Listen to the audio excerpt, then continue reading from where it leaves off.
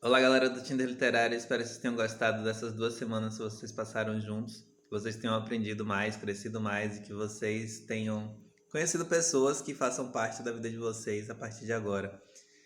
A gente deixou dois convidados especiais nos nossos hotéis de lado nesses dias, mas a gente precisa voltar a observar um pouco mais da vida deles e falar um pouco mais deles. São os personagens de Felicidade Conjugal, o Sergei e a Marcia.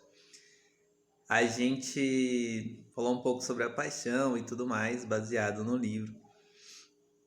Falou sobre a música também. E a gente precisa encerrar o percurso que a gente está fazendo. Vocês lembram que lá no começo eu falei que o essencial nas regras do grupo era a atenção de vocês, que vocês precisavam estar atentos a tudo que a gente propunha e que acontecia ali, porque a gente queria realmente fazer um caminho, não era só algo que vocês conversassem, batessem papo e falassem pra caramba, ou buscassem encontrar, sei lá, alguém pra passar um tempo na sua vida, não. A gente queria que vocês realmente enxergassem coisas novas e a partir dessas coisas vocês pudessem construir ou fortalecer a presença de vocês no mundo. Não é nem só as amizades, o namoro, as possibilidades de relacionamento que vocês têm, mas a presença efetiva de vocês no mundo e um olhar atento às presenças que estão ao seu redor. Até porque caras como Lavelle e Aristóteles, eles falam que o essencial é sempre essa atenção. A gente não aprende as coisas porque a gente fica lendo, estudando, pensando pra caramba. Não, o Lavelle fala até que não são os nossos pensamentos que fazem a gente descobrir as coisas, mas é a nossa presença mesmo. É o nosso espírito estar atento às coisas que nos acontecem. E Aristóteles ele fala o seguinte, ó, quando ele vai falar que os seres humanos gostam, adoram conhecer as coisas, que o espírito humano tende a conhecer a verdade, eu vou falar uma prova disso é a atenção ou o amor que as pessoas têm ao sentido da visão. A gente prefere o sentido da visão aos outros sentidos, embora a gente nem sempre perceba isso. E por que que o sentido da visão é tão importante? Porque na visão a gente não recebe totalmente aquilo que a gente está vendo. Quando a gente cheira, a gente recebe um pedaço do que a gente está cheirando. Quando a gente é tocado, a gente recebe também, sente dentro da gente, na pele da gente, o que está tocando a gente. Quando a gente ouve até, aquilo que a gente ouve passa a fazer parte da gente, entra na gente de certa forma. Mas o que a gente vê é como se não entrasse dentro da gente, como entra nos outros sentidos. Então, o olhar, a única coisa que ele pode dar é de fato a contemplação.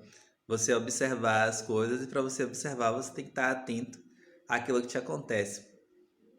E também um outro ponto do olhar é o seguinte: já que você não tem como tomar posse totalmente daquilo que você contempla, a única coisa que você pode fazer é aceitar que aquela coisa é distante de você, de certo modo, e que tudo que você pode fazer é contemplar e amar, contemplar e desejar que aquela coisa permaneça ali, presente para que você possa observá-la sempre.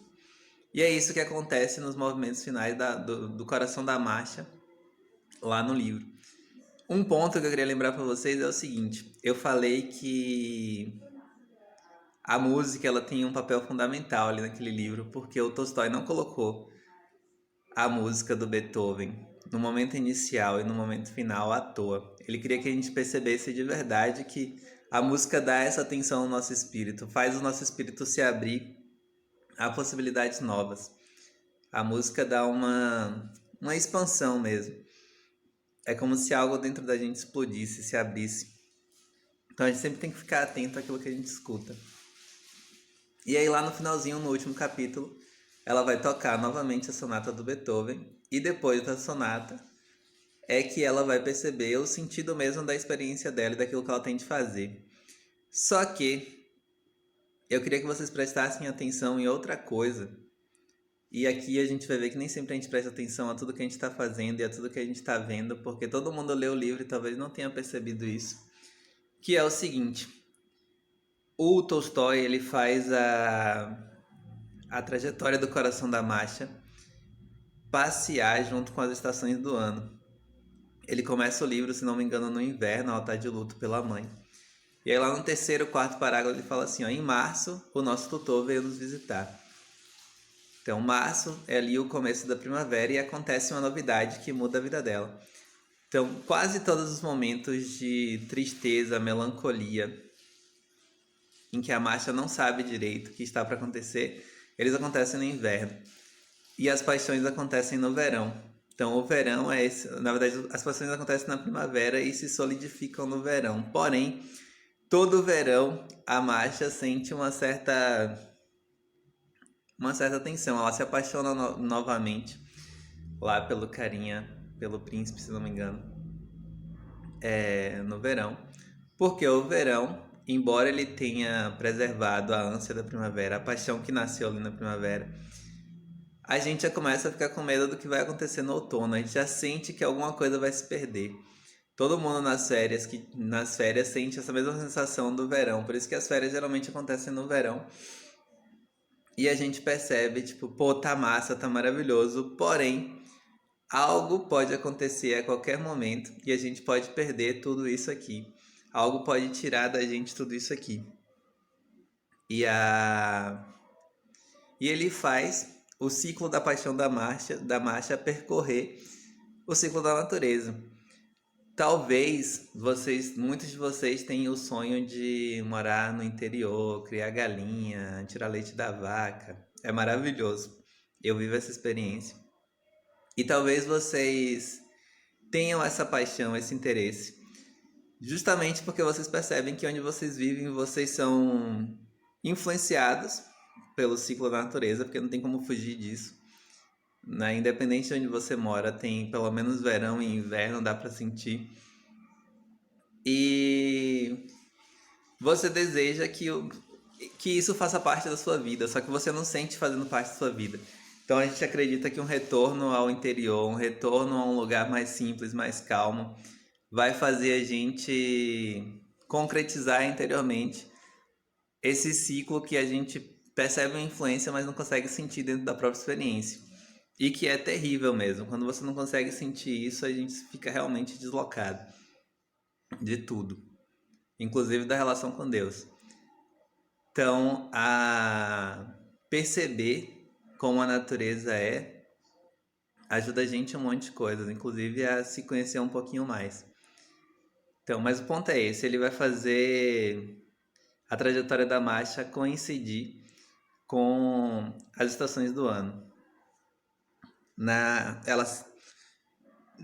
Quando ela se apaixona novamente, a gente pode ficar pensando, poxa, que menina fútil, que desgraçada, casada, com filho, apaixonada por outro cara.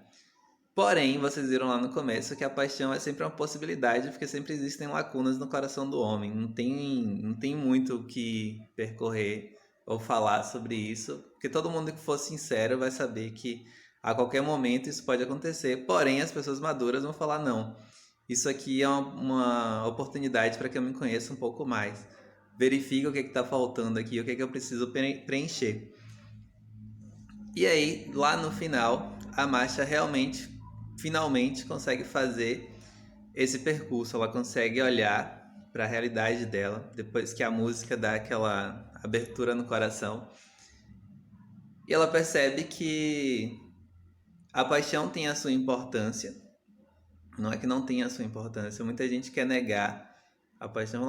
Quem se apaixona é trouxa, ninguém deve se apaixonar. Toda vez que eu apaixono eu sofro pra caramba. Porém, é evidente que a paixão tem a sua importância. A gente não pode negar os chamados do nosso coração ou querer viver sempre dentro da nossa cabeça ou ser extremamente racional. Qualquer postura que parta um pedaço de você é uma postura incoerente. Tanto uma postura que queira negar o coração, uma postura que queira negar a razão é uma postura incoerente.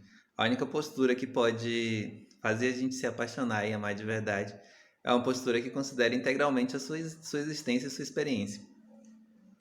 E é no final que a Masha percebe isso. Quando ela percebe que ela tem um dever a cumprir. E que mais importante do que ficar presa nos ciclos interiores é perceber esse chamado. Perceber que existe uma obra a ser feita e que só você pode fazer. Ninguém poderia fazer, cuidar do filho, amar o esposo no lugar dela. Então, é esse o chamado que fica, eu acho, para todo mundo no final do livro. Às vezes a gente quer que o final do livro tenha uma explosão sentimentalista, que ela volte a se apaixonar.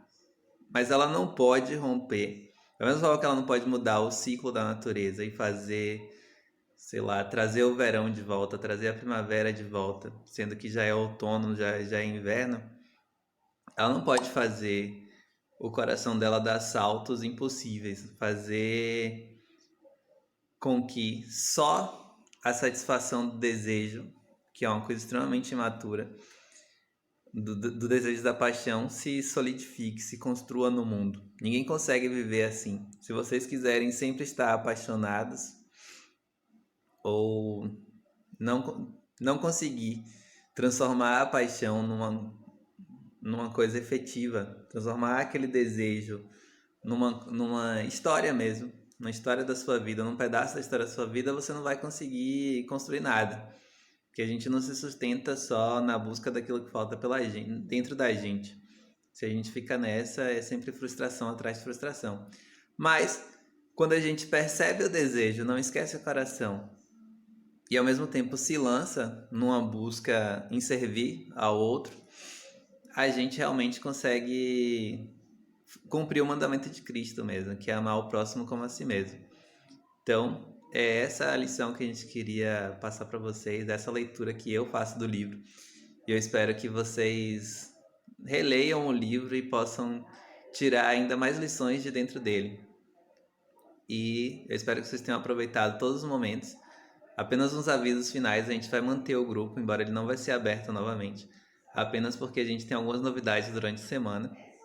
E depois que a gente passar essas novidades para vocês, a gente vai guardar mais uns 2, 3 dias. E aí o grupo finalmente vai ser desfeito. Então fiquem com Deus. Aqueles que conseguiram os seus matches, parabéns. Aqueles que conseguiram novos amigos, parabéns também.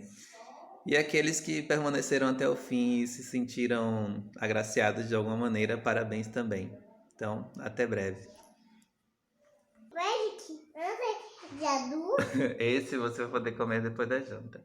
É o vídeo que a receita que a mamãe fez para todas as pessoinhas do Tinder Literário. Pergunta aí se eles já fizeram um bolo de maçã. Vocês fizeram um bolo de maçã? Papai pode terminar? Pode.